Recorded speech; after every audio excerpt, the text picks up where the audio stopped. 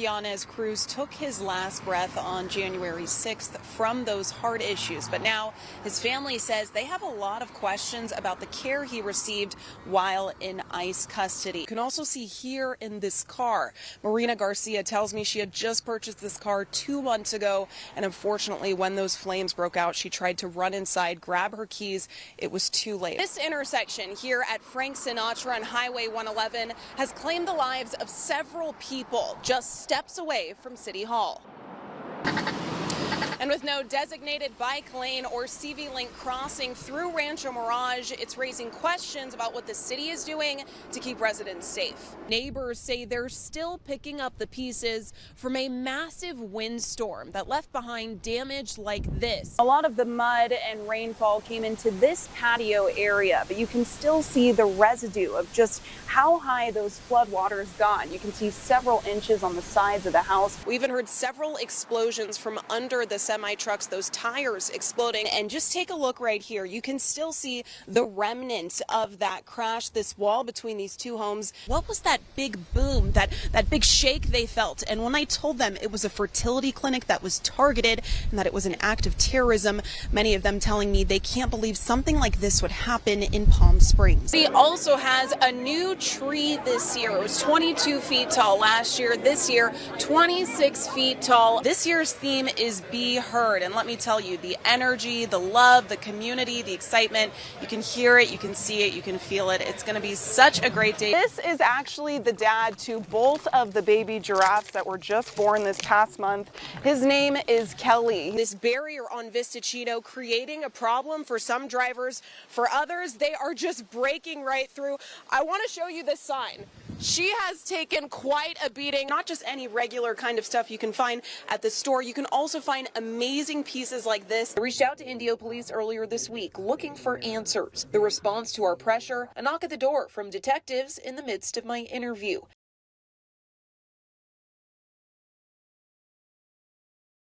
Geraldine Ramirez is one of 500 activists detained from the Global Samud Flotilla, along with others like Greta Thunberg.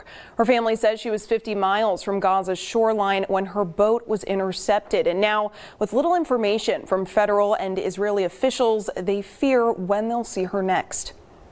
If you're watching this video, I have been kidnapped by the IOF and taken to Israel against my will. Contact my government and tell them to end their complicity with Israel. The last words from Geraldine Ramirez, a Cathedral City woman aboard a humanitarian aid boat sailing to Gaza, have now come true. She was bringing help to people that need it.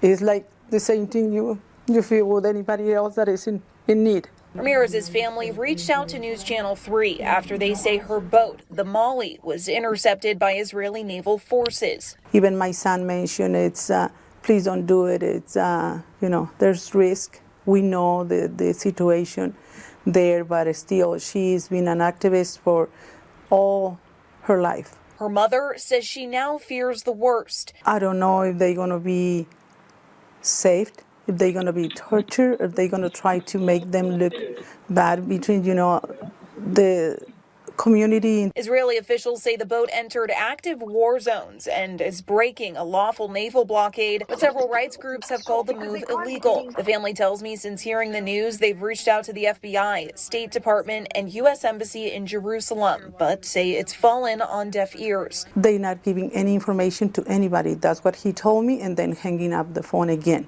I reached out to the State Department, who said in a statement, "We take our commitment to assist U.S. citizens seriously and are monitoring the situation. The flotilla is a deliberate and unnecessary provocation. We're currently focused on realizing President Trump's plan to end the war, which has been universally welcomed as a historic opportunity for lasting peace." Her mother says a lifetime of activism led her daughter to this moment, and even while in custody, she doesn't think she has any regrets. I know she doesn't regret it. She's there to help, and she was bringing help to people that need it. If you are able to have a phone call with her, what would you tell her? That I love her, and then that hope everything back to normal and she returned home safely. If you have any information, the family is asking you to contact them at angietorreshomes@gmail.com. We also have that information on our website. And I also reached out to the U.S. Embassy in Jerusalem, but have not heard back from them yet. Well, Athena, now this was we first reported on this just last night. Where do things stand as far as the overall effort?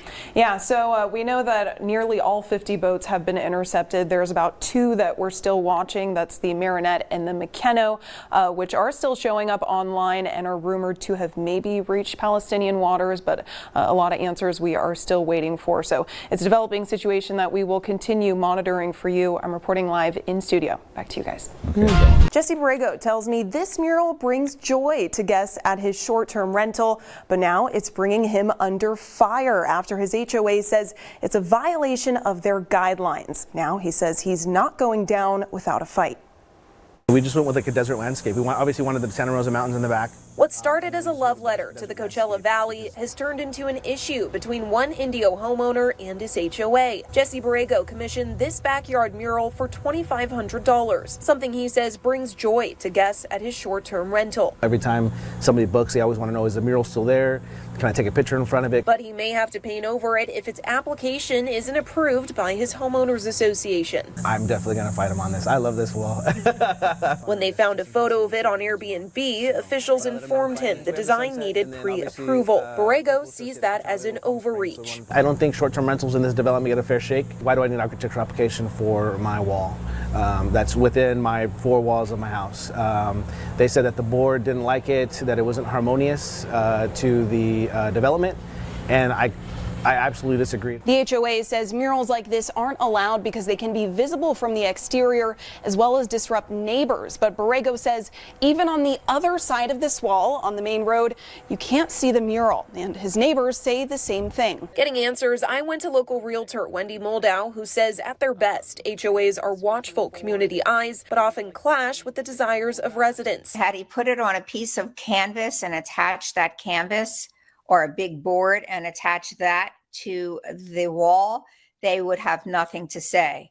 But he's put it onto a permanent structure where, because he's in an HOA, they do have rules and regulations. She says to get cozy with the guidelines, and you are also given minutes to their meetings that they've had. You can request them for the year prior to your purchase. And you can see what other homeowners have complained about during those minutes. Borrego says, I did sign the guidelines, so I'm not saying that I'm not going to abide by it. I'm just saying that I think that we're being singled out because we're short-term rentals. And the back and forth continues. Now we have this statement from the HOA reading, in 2023, Mr. Borrego was made aware of a violation related to a mural painted on an exterior wall. At that time, he acknowledged the issue and provided photographs to the HOA showing that the wall had been restored to its original color.